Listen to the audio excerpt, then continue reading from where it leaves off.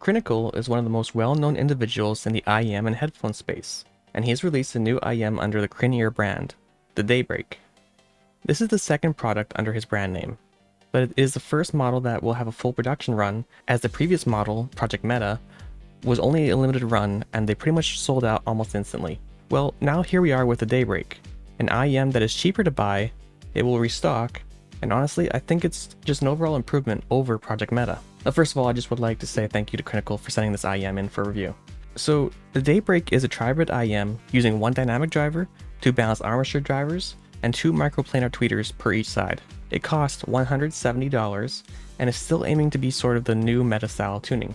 This IEM does feel like a more refined version of Project Meta in a lot of ways, not only in terms of the tuning, but also just in the build and accessories. Now first of all, for the included case.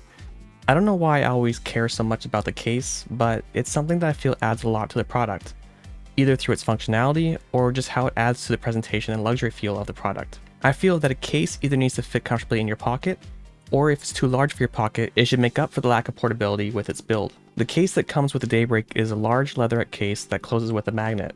It has about the same sort of footprint as a wallet, although it is thicker so it's too big to fit in your pocket. In some ways, it is a downgrade from the Meta case, which was a hard plastic waterproof case that not only would have kept it safe, but also had enough room and storage for different accessories. The case that comes with the Daybreak, on the other hand, I still think a lot of people will appreciate it because it does give off a bit more of a luxury sort of feel. That said, it still will keep the IEM safe if you were to throw it into a bag.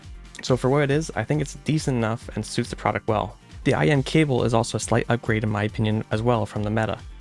Both the Meta and Daybreak have cables with swappable terminations, so you can choose between balanced or standard TRS connections. But the cable for Daybreak feels like it's wound a little bit tighter, whereas the cable for Meta felt loose, and after I used it for a bit, parts of the cable started to kind of tug and kink in weird ways and never really went back to the way it used to be. Now, when it comes to sound, these are really good, although you might have to experiment to find what tips fit you the best. The bore of the nozzle is 6mm, which just that alone can start to get too large for a lot of people.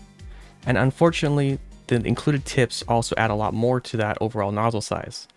The included silicone tips have a large and rigid core, which adds a lot to the size of the nozzle.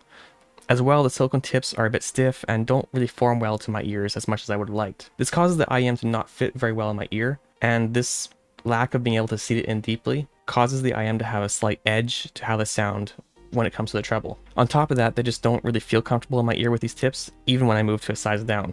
The only other tips included with Daybreak are a set of foam tips, which do tame the treble a little bit, but I'm just not a fan of foam tips in general, and as well, foam tips tend to not let the IEM sit very deeply in my ear. So for me, I ended up going with two tip alternatives. Spin fit tips, which have a similar bore size to the stock, but the IEM shape is a bit more tapered, and they also have a swivel design, which lets the IEM sit deeper in my ear and also feels a lot more comfortable for me to wear for long periods of time. I also tried it with the Hades Sea Anemone tips, which are wider bore tips, but they're also a bit more shallow as they sit on the nozzle, which allows the IEM to sit deeper in my ear as well compared to stock. With both of these tips, I really do enjoy the IEM. Daybreak comes across mostly neutral in the mid-range, with a tasteful bass and treble boost. I'd say this is probably about as close as I would go for the ideal V-shape to me, or maybe even U-shape sound signature, as once we start going too far past this, then the sound signature becomes kind of distracting in some cases. With these, the bass does sound slightly boosted, but the treble balances it out just enough to where it sounds controlled and snappy without muddying up the rest of the sound signature. With both the Sea Anemone tips and the Spin Fit tips, Daybreak felt comfortable in my ear to wear for long periods of time, and I didn't get any of the sense of glare or harshness that I heard with the stock tips. I did find that the Spin Fit tips though did add a little bit more mid-treble, and at my normal listening levels that's not really an issue because I don't listen super loud,